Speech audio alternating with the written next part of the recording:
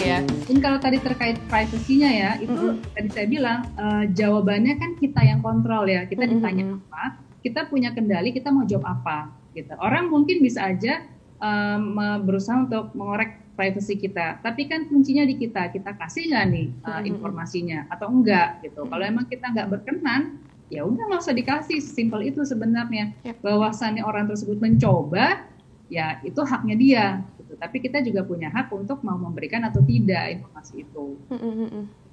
Nih mungkin kalau kita memposisikan diri sebagai umur aku nih yang sering ditanya gitu ya, sebenarnya kuncinya simple guys. Kalau kita merasa pertanyaannya tidak nyaman, kita artinya berhak sebenarnya ya Mbak ya menanggapi untuk apa, nggak menanggapi serius gitu. Namanya juga dia basa-basi, kita respon dengan mau kita basa-basi balik juga boleh aja, bahkan mungkin itu lebih menenangkan gitu buat kita ya Mbak ya. Betul. Seringkali ya supaya untuk mencairkan suasana dengan menggunakan humor sih gitu yang paling mudah ya, artinya kita jadi tidak menanggapi terlalu serius sehingga kita pun nggak baper gitu kan. Kalau misalnya terkait nikah gitu ya, kalau menurut saya sih paling mudah jawabannya misalnya tanya kapan nikah gitu kan, aduh doain aja ya tante ya gitu. Jadi kayak itu kan minta didoain juga, terus nggak ngasih jawaban yang jelas juga ya. Terus kalau misalnya, nah itu kan basa-basi, pasti dia juga akan berhenti sampai di situ pertanyaannya, udah nangkep lah. Tapi kalau dia udah kepo, nah mungkin dia akan ngulik terus gitu kan. Nah itu baru kita bisa lihat ini bukan basa-basi, ini kepo beneran. Nah itu berarti lain cerita lagi. Nah Mbak Desi, aku ada titipan pertanyaan nih. Pertanyaannya dari Kak Jo. Aku bacain pertanyaannya Mbak ya. Ya, oke. Masalahnya basa-basi itu kalau sering ditanyakan kan jadi baper. Belum lagi kalau mereka ngeledek kalau jawabannya nggak sesuai ekspektasi. Gimana ya, harus pasang sikap kayak gimana kalau akhirnya mereka nyinyir. Kan posisinya kita terdesak gitu. Aduh, I'm so sorry Kak Jo, tapi aku jujur relate banget. Aku bisa paham banget perasaan terdesaknya. Mangga dijawab Mbak Desi. Nah, itu kalau sudah sampai begitu artinya dia bukan sekedar basa-basi gitu kan. Ada niat terselubung di balik itu gitu. Entah yaitu kalau udah disebut nyinyir kan udah ada perilaku yang tidak terlalu baik gitu ya.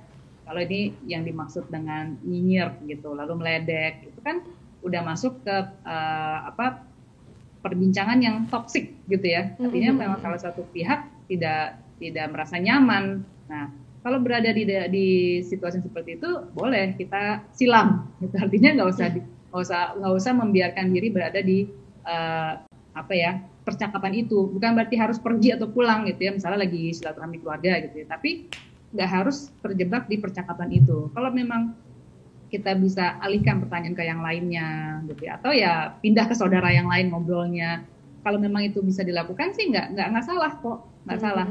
Yang jelas, asalkan awalnya kita udah jelaskan ya, kayak misalnya kalau memang dia tanya basa-basi, lalu kita jawabnya memang sepantas yang menurut kita nyaman, ya sudah. Tapi kalau sudah semakin menjurus, artinya ada itikat yang tidak terlalu nyaman. Nah itu boleh kita untuk melipir lah istilahnya daripada baper. Walaupun itu tadi ya, masalah baper itu kendalinya tetap di diri kita sendiri gitu. Kita merasa tersinggung karena kita yang membiarkan kita tersinggung gitu. Lagi-lagi kalau kita memahami bahwa bisa jadi orang ini nggak paham, bisa jadi orang ini memang simple minded, artinya tidak terbuka pikirannya gitu. Jadi kita berusaha memahami dia, jadi kayak ya udahlah maklumin aja emang orangnya begitu gitu.